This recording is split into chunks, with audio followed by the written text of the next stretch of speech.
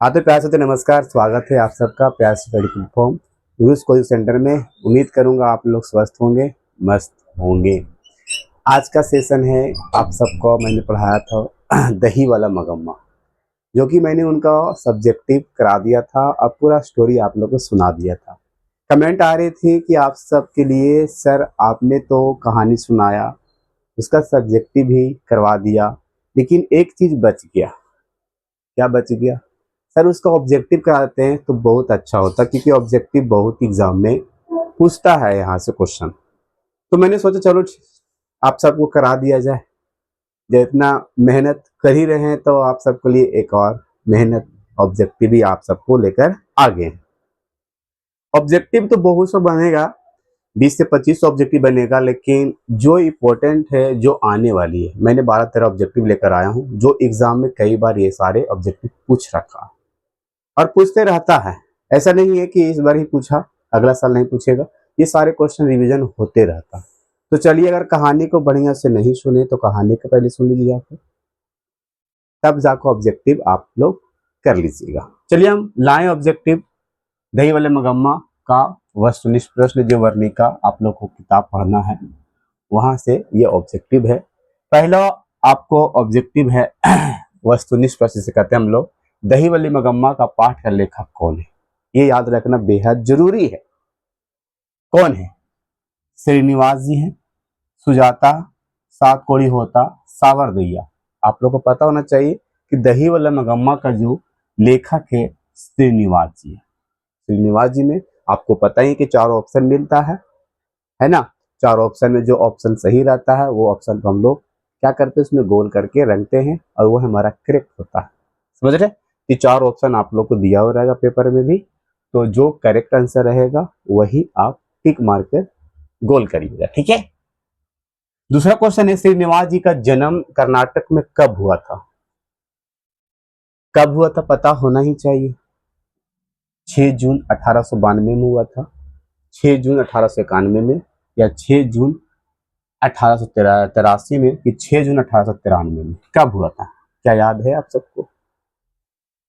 Comment में जरूर डालिए, क्या याद है लेखक का जन्म कब हुआ था?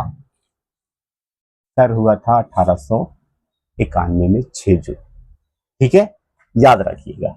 श्रीनिवास जी खाली स्थान साहित्य के सर्वाधिक प्रतिष्ठित रचनाकार हैं।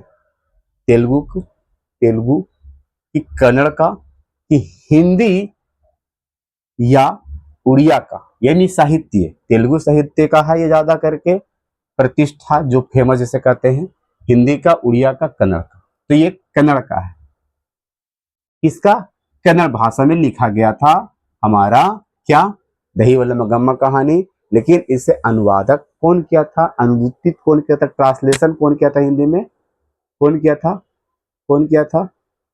आप सबको पता होना चाहिए कि ये किए थे हमारे B.R. नारायण जी, है ना। आपको मैं क्वेश्चन भी लाया हूं, आप लोग को दिखाएंगे, ठीक है। तो ये याद रखिएगा, कन्नड़ भाषा के सर्वाधिक साहित्य में थे ये। चौथा क्वेश्चन है डियर, कहानी संकलन सना कथे गुलू पर खाली स्थान को सन 1968 1968 में पुरस्कृत किया गया था। किन्हें पुरस्कृत किया था? सुजाता जी को कि श्रीनिवास जी को? श्रीनिवास जी को 1968 में, जब ये संकलन सना कथे गोली पर लिखे थे, 1968 में से पुरस्कारित किया गया था श्रीनिवास जी को। ठीक है, याद रखिएगा। मास्ती विंटेक्स का अयंगार का किस लेखक का नाम है? मैंने बताया था आप लोग को कि श्रीनिवास जी का पूरा नाम है मास्ती विंटेक्स अयंगार। एग्जाम में कई बार पूछेगा कि ये श्रीनिवास जी का नाम है, या तो ऐसे ऑब्जेक्टिव पूछेगा श्रीनिवास जी का पूरा नाम क्या है, तो मास्ती विंटेक्स अयंगार कुछ बताइएगा, ऑप्शन में रहेगा।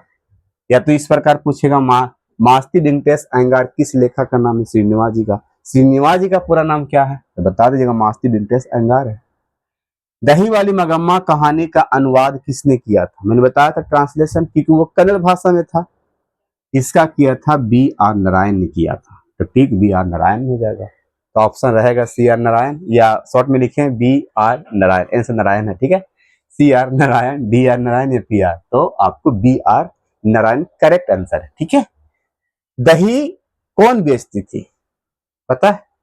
दही वाली मगम्मा, मगम्मा ही बेचती थी सर, दही वाली मगम्मा। तो यहाँ पर ऑप्शन में रहेगा नजम्मा बेचती थी, रगप्पा बेचता था, या मगम्मा या कटप्पा। मगम्मा बेचता था, सॉरी बेचती थी। मगम्मा अपना पैसा सुरक्षित कहाँ रखना चाहती थी? मैंने बताया था कहानी जब पढ़ा रहा था, जब बहू और बेटे के साथ पोते के लेकर अर्थात बेटा के लेकर उनका जब लड़ाई हुआ था, जब बहू पोते को पीट रही थी तो मगम्मा को रहा नहीं गया, देखा नहीं गया, तो मगम्मा बोलती है बहू को, क्यों रे राक्षसी, क्यों पीट रही है बच्चों को? तो नजम्मा ही, उनका बहू का नाम है नजम्मा, पता ही होना चाहिए आप सबको। नजम्मा ही मगम्मा को अर्थात अपने सास को भला बुरा कह देती है, उसी के ऊपर चढ़ बैठती है। तो मगम्मा गुस्सा से कहती है, वहां पर आने दो तुम्हारे पति को, मैं तुमसे उससे शिकायत करती हूँ। जब आती हैं उनका पति अर्थात उनका बेटा मगम्मा का, तो वहां पर उल्टा हो जाता है, पक्ष लेना चाहिए माँ को तो पक्ष लेता वो पत्नी को। तो वहां से मगम्मा क्या कहती है कि अगर तुम लोग को हम भारी लगते हैं या मेरी बातें अच्छा नहीं लगता, क्या मैं अलग खाना बनाने लगूं दोपहर से? तो दोपहर से अलग खाना बनाने लगती है, सारा उनका अलग खाना पीना सब चीज़ बनाना शुरू करती है। तो फिर वो दही बेचती थी तो पैसा उसका बचता था। तो गांव के एक रंगप्पा था रंगप्पा था, उसके पीछे पड़ गया था, जुआरी था वो। तो मगम्मा को दही बेचती थी तो पैसा तो बचता था, क्योंकि पहले रहता था तो अपना बहू के लिए हर जेवरात मतलब जेवलर वगैरह बनाती रहती थी, लेकिन अब पैसा बच गया था। तो रंगप्पा को पता चला कि मगम्मा के पास तो अब ढेर सारे पैसा बच रहा होगा, क्योंकि उसकी बहू बेटा से अलग रह रही थी। तो उसके पीछे वो पड़ गया था पैसा के चक्कर में। और उसका मिलन कहाँ होता था? अमराई कुआं के पास होता था। मगम्मा के और रंगप्पा के मिलन कहाँ होती थी? कभी खैनी मांगना, कभी चूना मांगना। एक दिन तो हदें पार कर दिया था उसने, हाथ पकड़ कर अपना बैठा दिया। और हर बच्चों का कमेंट आती है कि सर मगम्मा से शादी करना चाहता था रंगप्पा। ऐसा नहीं है, यहाँ पर कोई बुक्स में नहीं लिखा गया डियर, रियल में शादी नहीं करना चाहता था, क्योंकि वो विधवा औरत थी मगम्मा, उसका पति खत्म हो रखा था। तो उसके पीछे मगम्मा रंगप्पा पड़ गया था, मगम्मा के पीछे पैसा के चक्कर में। तो माजी के यहाँ पैसा रखना चाहती थी कि माजी हमारा ऐसा सब बात है, गांव का एक जुआरी रंगप्पा जो मेरे पीछे पैसा लेकर पड़ा हुआ है, तो आप ना मेरा पैसा जो मैं दही बेचती हूँ, क्योंकि आप तो बहू का मैं बनाती नहीं हूँ, हर जेवरात जो भी है खर्च नहीं होता उतना पैसा, तो आप ना मेरे पैसा पति को कहा कर या खुद आप बैंक में डलवा दो या रखवा दो। इस प्रकार की कहानी थी डियर। तो मगम्मा अपना पैसा सुरक्षित कहाँ रखना चाहती थी? रंगप्पा के लेखा की माँ के। लेखा की माँ है माजी, याद रखिएगा, लेखा की माँ है, या तो माजी भी रहेगा ऑप्शन में, तो ध्यान रखिए कि माजी को या लेखा की माँ ही थी। कौन? माजी। चलिए, मगम्मा किस कपड़े की ब्लाउज पहनना चाहती थी? मैंने बताया था जब दही बेची जाती थी माजी के पास, तो वहां पर कहानी में ये जब देखती है मगम्मा, जब लड़ाई हुआ था, लड़ाई होने के बाद बहू से, तो देखती है एक दिन कि माजी बड़ा ही झकादार मतलब बढ़ियादार कपड़ा पहन रखी थी, ब्लाउज मखमल पे। तो देखी कि अब तो पैसा मेरे पास बच रहा है, तो मैं भी क्यों ना पहनूं और बहू को जलाऊं, है ना? तो मगम्मा चाहती थी कि पूछी भी थी कि माजी माजी जी कितने की है ब्लाउज जो आपने लिया? तो माजी बताती है 8 से 9 रुपया के ब्लाउज ही मखमल का, तो मेरे लिए भी एक मंगवा दो या सिलवा दो। तो वो मखमल का ही समझिए कि पहनना चाहती थी। तो ये मखमल का ब्लाउज 8 से 9 रुपये। भी क्वेश्चन आ सकता है कि मखमल के ब्लाउज कितने रुपया की थी? 8 से 9 रुपया की। 9 रुपये रहेगा ऑप्शन, तो 9 रुपये 8 रुपये भी मार सकते हैं। ठीक है, तो मखमल का, किसका? मखमल का। तो ये ऑप्शन दिए रखा, तो मखमल मारिए। ठीक है, जीन्स, सूती कपड़ा, प्लास्टिक, तो मखमल का। रंगप्पा का घर कहाँ था? रंगप्पा घर कहाँ था? याद रखना कि मगम्मा कहाँ से दही बेच जाती थी? वेकनपुर से कहाँ? बेंगलोर की ओर।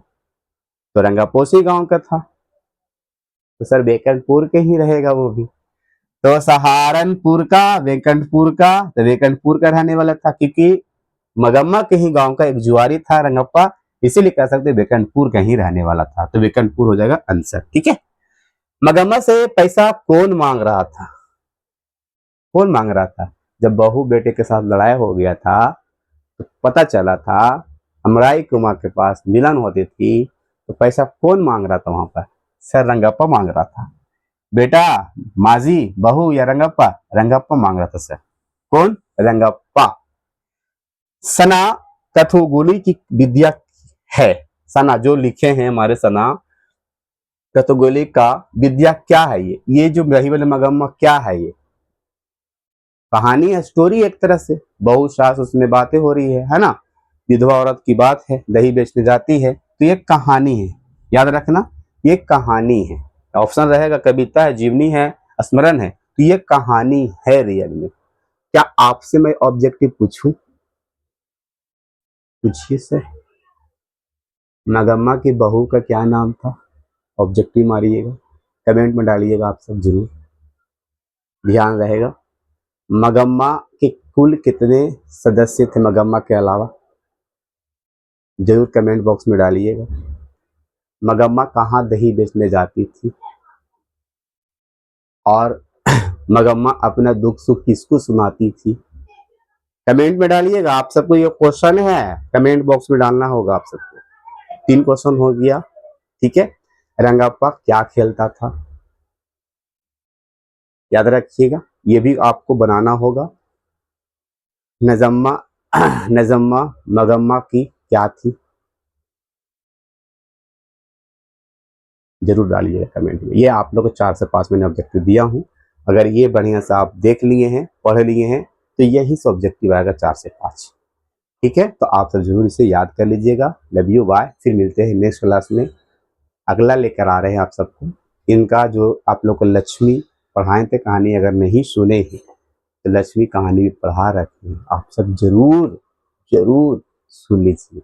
बोर्ड पर ही पढ़ाया हूँ और बढ़िया से समझाया हूँ कहानी को। तो आप सबसे एक निवेदन है कि वीडियो को लाइक नहीं करते हैं, वीडियो को लाइक कर लीजिएगा, और चैनल पर नए आते हैं तो सब्सक्राइब कर लीजिएगा, और बेल और लाइकन जरूर दबा दीजिएगा, जिससे ऑल नोटिफिकेशन आप सबको पास जाए, पहले मेरा वीडियो आप सबको पहले दिखाई दे कि क्या आज की रूट्स कोचिंग सेंटर प्लेटफॉर्म लाए हैं। तो मिलते हैं नेक्स्ट क्लास में। जब तक अपना ख्याल रखिए, पढ़ाई करते रहिए, तैयारी 2025 बोर्ड के कंटिन्यू करते रहिए, और एक लक्ष्य रखिए कि हाँ हमारा इतना डिवीजन है, लाना है तो लाना है। Love you.